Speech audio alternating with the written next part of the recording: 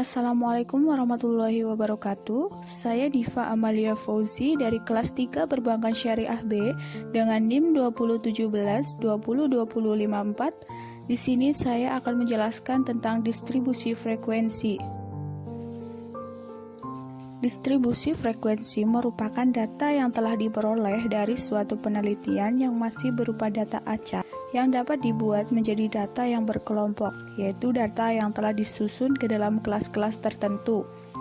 Daftar yang memuat data berkelompok disebut distribusi frekuensi atau tabel frekuensi.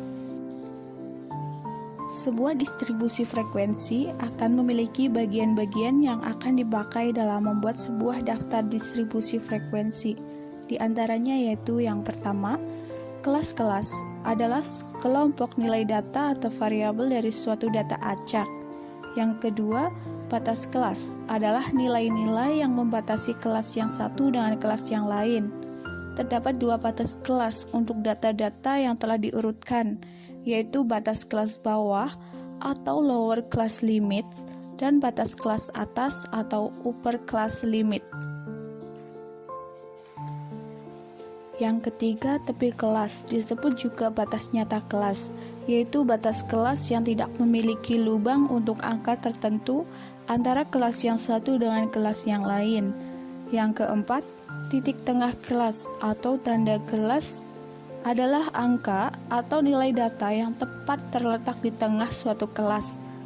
Titik tengah kelas merupakan nilai yang mewakili kelasnya dalam data.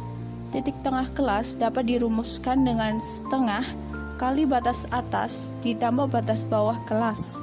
Titik tengah kelas terdiri dari tiga, yaitu interval kelas.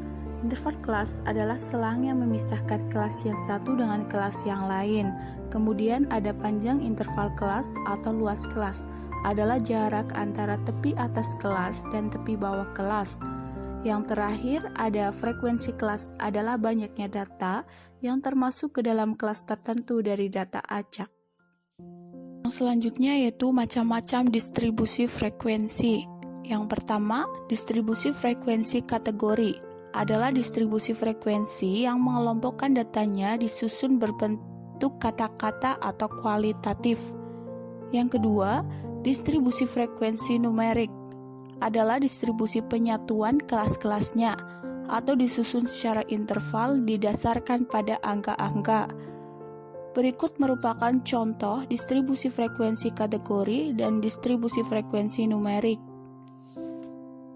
Selanjutnya yaitu jenis-jenis frekuensi. Distribusi frekuensi memiliki jenis yang berbeda untuk setiap kriterianya.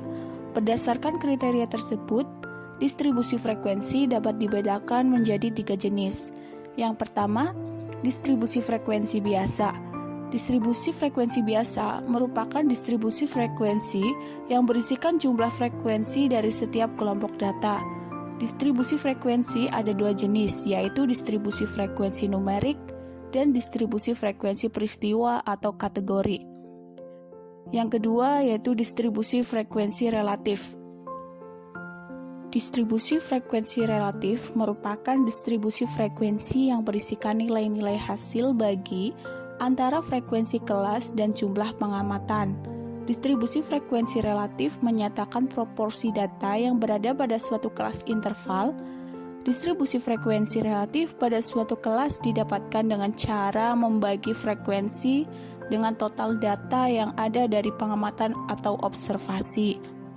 Yang ketiga yaitu distribusi frekuensi kumulatif. Distribusi frekuensi kumulatif berisikan frekuensi kumulatif atau frekuensi yang dijumlahkan. Distribusi frekuensi kumulatif memiliki kurva yang disebut dengan ogive. Ada dua macam distribusi frekuensi kumulatif, yaitu distribusi frekuensi kumulatif kurang dari dan distribusi frekuensi lebih dari. Selanjutnya ada penyajian data dalam tabel distribusi frekuensi. Yang pertama yaitu tabel distribusi frekuensi data tunggal. Tabel distribusi frekuensi data tunggal adalah salah satu jenis tabel statistik yang di dalamnya disajikan frekuensi dari data angka. Angka yang ada tersebut tidak dikelompok-kelompokkan. Di bawah ini ada contoh dari distribusi frekuensi data tunggal.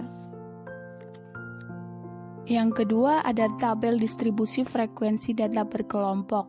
Tabel distribusi frekuensi data berkelompok adalah salah satu jenis tabel statistik yang di dalamnya disajikan pancaran atau distribusi frekuensi dari data angka. Angka-angka tersebut dikelompokkan atau dalam setiap unit terdapat sekelompok angka. Di bawah ini ada contoh dari distribusi frekuensi data berkelompok. Ya, di bawah ini ada contoh soal untuk membuat tabel distribusi frekuensi. Yang pertama, diketahui data hasil ujian akhir untuk mata kuliah statistika dari 60 orang mahasiswa. Dengan data-data tersebut, kemudian buatlah daftar distribusi frekuensi dari data yang ada. Yang pertama yaitu mengurutkan data dari yang terkecil, kemudian ke data yang terbesar. Yang kedua, jangkauan atau R, yaitu data yang terbesar dikurangi data yang terkecil. Yang ketiga, ada banyaknya kelas atau K dapat dirumuskan dengan 1 ditambah 3,3 log 60. 60 itu dari banyaknya data tersebut.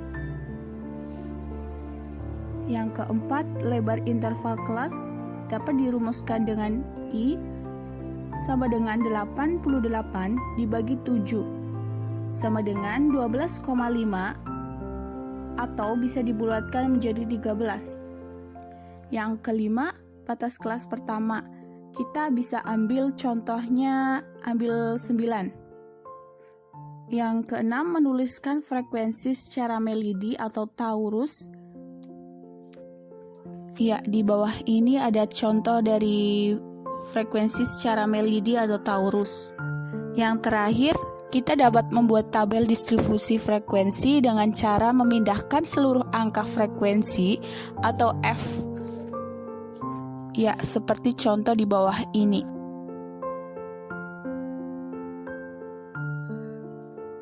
Terima kasih. Apabila ada banyak kesalahan, saya mohon maaf.